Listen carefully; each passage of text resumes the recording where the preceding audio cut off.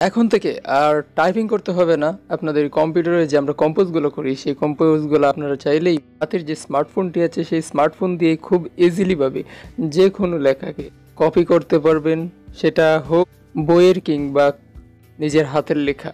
তো কিভাবে করবেন তা আমি এই ভিডিওতে আপনাদেরকে দেখিয়ে দিব। তো হ্যালো বন্ধুরা, কেমন আছেন আপনারা সবাই? রবিন আকন্দ 360 চ্যানেলে আপনাদের সবাইকে স্বাগতম। তো লেখাগুলোকে কপি করতে হলে সিম্পল একটি পদ্ধতিতে কপি করতে পারবেন, সেটা হচ্ছে গুগল লেন্স।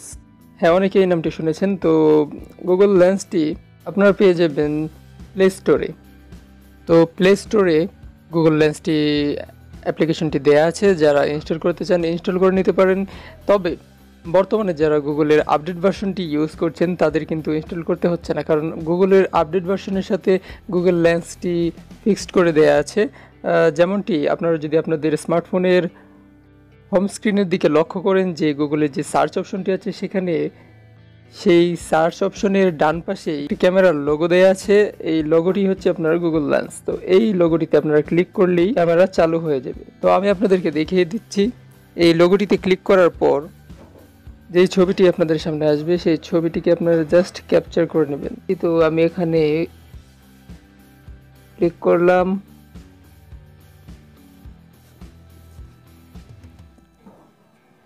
ক্লিক করার পর দেখুন এখানে সবগুলো একটা সাদা আবরণে সিলেক্টের মতো দেখা যাচ্ছে। মানে এই সবগুলো যে লেখাগুলো সাদা আবরণে সিলেক্ট করা হয়েছে সেই সবগুলো এখানে সিলেক্ট হয়ে গেছে। আপনি এখান থেকে চাইলে সবগুলো সিলেক্ট করতে পারেন, অথবা আপনি যতটুকু চান ততটুকু সিলেক্ট করতে পারেন। যেমন দেখেন যে আমি এখানে যে কোনো লেখার উপর চাপ দিয়ে ধরলাম, তারপর এখানে যে বারগুলো আসছে সেগুলোকে টেনে আপনি যতটুকু প্রয়োজন ততটুকু নিতে পারেন।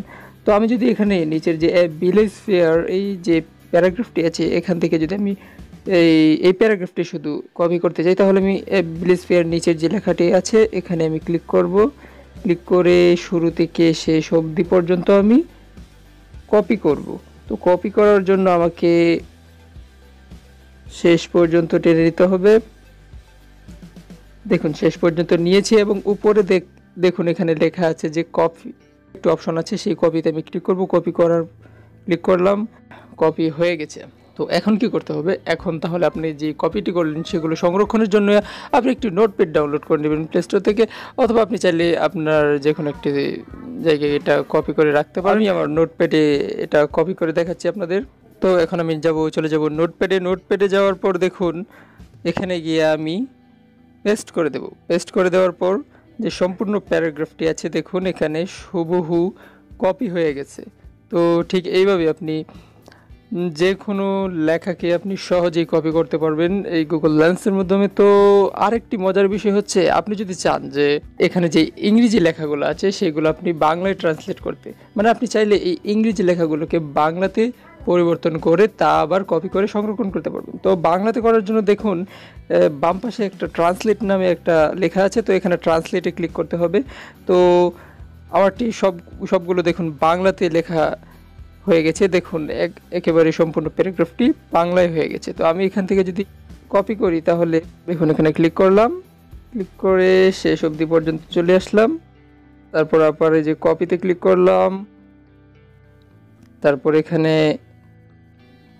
নোটপ্যাডে চলে আসলাম। নোটপ্যাডে চলে আসার পর এখানে এসে আমি পেস্ট করে দিলাম। তো দেখুন সম্পূর্ণ প্যারাগ্রাফটি আমি ইংরেজিতে এবং বাংলাতে দুই ভাষাতেই আমি কপি পেস্ট করতে পেরেছি।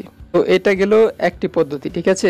আপনাদের অনেকেরই মনে প্রশ্ন থাকতে পারে যে বাংলা আসবে কী করে। তো এখানে বাংলাতে সিলেক্ট করার পূর্বে আপনাকে এখানে চেঞ্জ ট্রান্সলেট ল্যাঙ্গুয়েজ যে অপশনটি দেখতে পাচ্ছেন এখানে ক্লিক করে বাংলা সিলেক্ট করে দিতে হবে। আমি মূলত বাংলা আগে সিলেক্ট করে দিয়েছি।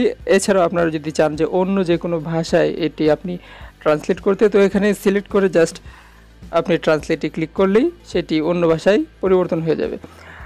তো আরেকটি পদ্ধতি হচ্ছে, আপনার যদি সরাসরি ছবি না তুলে দেখা গেছে আপনার গ্যালারিতে ছবি থাকে, সেই ছবিটা আপনি কি করে এখানে আপনি শো করাবেন, তো সেটাও আপনাদের দেখিয়ে দেব। এবং আপনাদের প্রশ্ন থাকতে পারে যে আপনি হাতের লেখা, মানে হাতে আপনি বাংলা অথবা ইংরেজি যে লেখাটি আছে সেই লেখাটিকে কীভাবে আপনি কপি করবেন, যেটা মূলত খাতার থেকে থাকে। তো আমি একটি লেখা ছবি তুলে রেখেছি, তো আমি গ্যালারি থেকে আপনাদেরকে সেই বিষয়টা দেখিয়ে দিচ্ছি। তো আমি চলে যাব, গ্যালারিতে ক্লিক করলাম।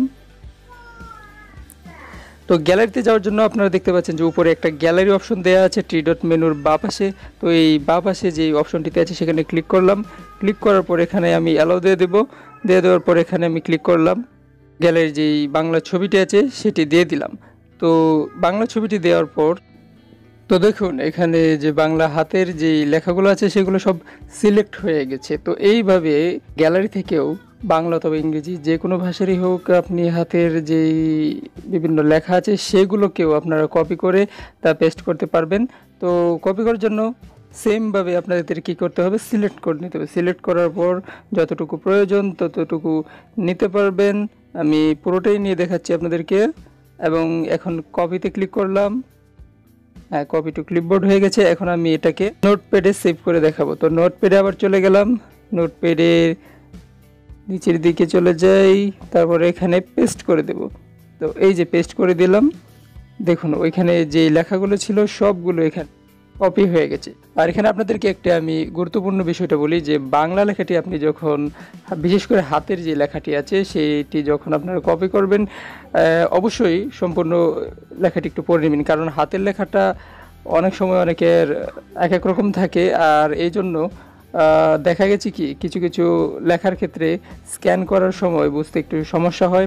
তো এইভাবে আপনারা কোনো প্রকার টাইপ না করেই যে কোনো ভাষার লেখাকে খুব সহজেই আপনারা কম্পোজ করতে পারবেন বা কালেক্ট করে তা প্রিন্ট করতে পারবেন খুব সহজেই গুগল লেন্সের মাধ্যমে। তো ভিডিওটি আপনাদের কাছে কেমন লেগেছে তা কমেন্ট করে জানাতে পারেন, এবং আপনার কোনো প্রকার প্রশ্ন থাকলে তাও কমেন্ট করে জানাতে পারেন। ভিডিওটি ভালো লাগলে একটি লাইক করবেন, শেয়ার করবেন আপনার বন্ধুদের মাঝে। তো দেখা হবে পরবর্তী ভিডিওতে। ধন্যবাদ।